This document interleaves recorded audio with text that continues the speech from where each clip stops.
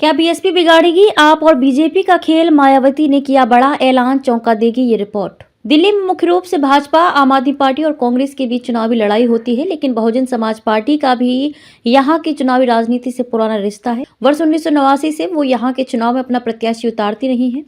मुस्लिम मतदाताओं पर बसपा की नजर। लोकसभा में उसे एक भी सीट अभी तक नहीं मिली है, लेकिन विधानसभा व निगम चुनाव में सफलता मिलती रही है।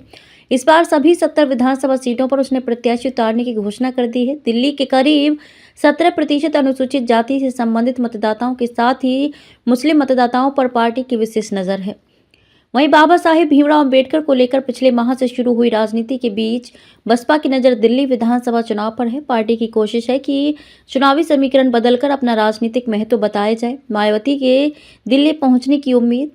इसके लिए दिल्ली को 5 क्षेत्रों में विभाजित कर विधानसभा चुनाव की तैयारी की जा रही है। पार्टी प्रमुख मायावती के भी अगले 2 सप्ताह बाद दिल्ली पहुंचने की उम्मीद है। उससे पहले उनके भतीजे आकाश पूर्वी दिल्ली में रैली को संबोधित कर चुनाव प्रचार की शुरुआत कर सकते हैं। बसपा नेताओं का कहना है कि दिल्ली में पार्टी की वर्षों से आधार है। संस्थापक कांशीराम पूर्वी दिल्ली से 1989 और 1991 से लोकसभा चुनाव लड़ चुके हैं। पार्टी प्रमुख मायावती भी त्रिलोकपुरी में रह चुकी हैं। वर्ष 2008 विधानसभा चुनाव में पार्टी 2 सीटें जीतने में सफल रही थी। उसके बाद आम आदमी पार्टी के उदय के बाद उसकी स्थिति कमजोर होने लगी। बसपा के वोट बैंक में सेंध लगाने में आप सफल रही है। पार्टी उसे वापस लाने के लिए इस चुनाव में पूरी ताकत लगाएगी।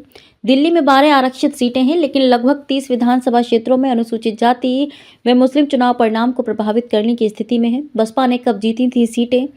दिल्ली की चुनावी राजनीति में उसका अब तक का सबसे श्रेष्ठ प्रदर्शन 2008 के दिल्ली विधानसभा में रहा था। उसके 2 प्रत्याशी विजयी हुए थे।